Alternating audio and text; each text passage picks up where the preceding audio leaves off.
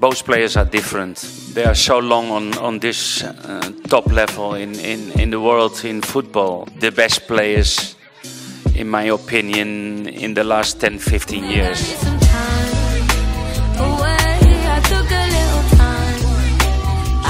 Et bienvenue dans la quotidienne, c'est le grand soir, oui, celui des retrouvailles entre Cristiano Ronaldo et Messi, FC Barcelone-Juventus. On rappelle que lors du match aller, Ronaldo était forfait à cause du Covid. Alors le truc bien, c'est que quand Ronaldo et Messi se retrouvent, eh ben on a le droit au bon vieux. Mais c'est qui le plus fort alors entre les deux? Ronald Koeman, pour commencer, le coach du Barça en conférence de presse. It's not nice to tell who is better because both are incredible good. I admire both players. They gave us so many nice evenings. On a aussi posé exactement la même question au coach de la Juve, Andrea Pirlo, qui lui a répondu que ce serait dommage de devoir choisir entre les deux phénomènes. Bon, ils se sont pas trop mouillés les deux coachs et on les comprend. Mais pour trouver des gens qui n'ont pas peur de dire ce qu'ils pensent, qui n'ont pas peur de se mouiller, vous savez où est-ce qu'il faut aller? Bah ouais, chez nos potos del Chiringuito, avec par exemple Edu Aguirre, grand fan du Real et de Cristiano Ronaldo, donc qui a son petit avis sur la question. Et tu sens que c'est un sujet, il pourrait t'en parler tous les jours, mais que en criant.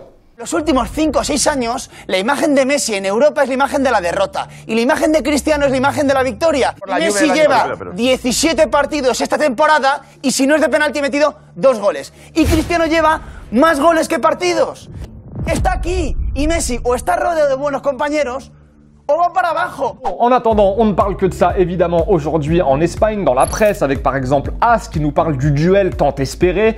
Marca nous dit, comme au bon vieux temps, petite question du jour, si vous deviez choisir aujourd'hui entre Cristiano Ronaldo et Messi pour jouer dans votre équipe de cœur, lequel vous choisiriez à l'heure actuelle, aujourd'hui? On ne vous demande pas qui est le meilleur, mais lequel aimeriez-vous avoir dans votre équipe? Dites-nous ce que vous en pensez. 2 commentaires évidemment seront sélectionnés demain.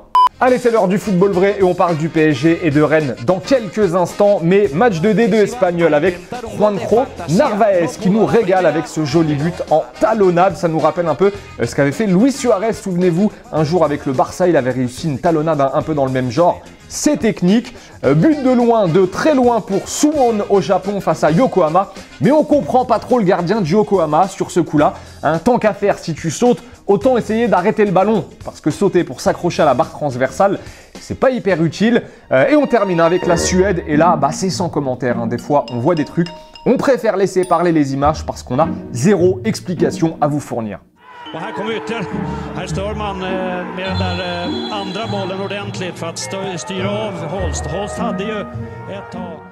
Allez, le Paris Saint-Germain qui accueille les Turcs de Başakşehir ce soir donc en Ligue des Champions. Ça va plutôt pas mal pour le PSG qui s'est bien relancé depuis sa victoire face à Manchester United. Ça va bien pour Thomas Tuchel, on le sent beaucoup plus détendu ces derniers temps en conférence de presse, le coach parisien.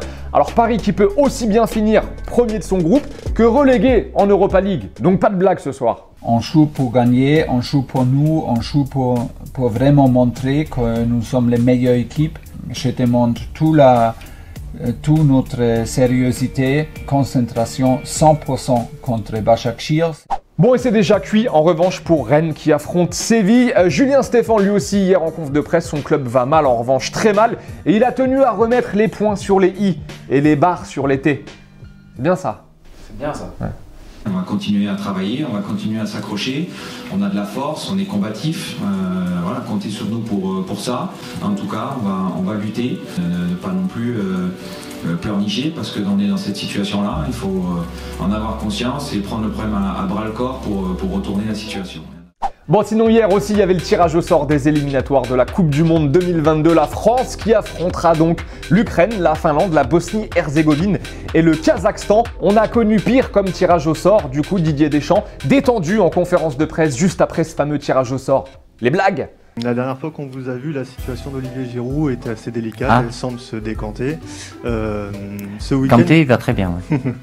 Et après ce tirage, comme dirait Didier Deschamps, on va pas sauter au plafond.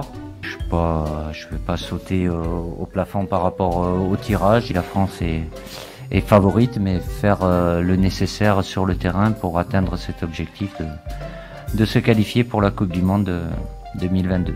Bon, et c'était la dernière conférence de presse de l'année pour le sélectionneur des Bleus. Du coup, bonne fête, monsieur Deschamps, et à l'année prochaine. Merci. Bonne soirée. À Bonne bientôt. soirée. Passez de bonnes fêtes si je vous revois pas d'ici là. Et prenez soin de vous. Allez, les deux commentaires sélectionnés en réponse à la question d'hier. L'OM peut-il viser le titre cette saison? On commence avec Poca qui nous dit avec l'allègement du calendrier de l'OM, ils peuvent se focus à fond sur le championnat et gagner la Ligue 1. Enima nous dit quand on voit le PSG, Monaco et Lille, l'OM n'a aucune chance de remporter le championnat, mais pourquoi pas top 5. Et on n'oublie pas les petits cadeaux de l'OM à gagner toute la semaine. On rappelle qu'on donnera le nom des gagnants potentiels et des gagnantes potentielles vendredi dans la quotidienne. En attendant, bye bye en images et en musique. On vous embrasse. On se retrouve demain. Salut.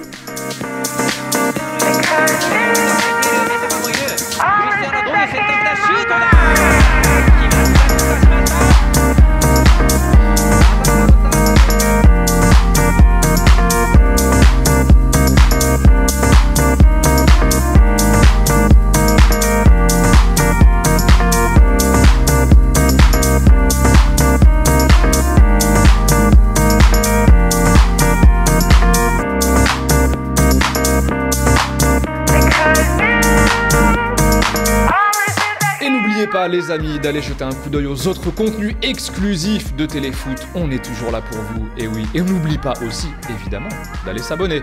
Salut.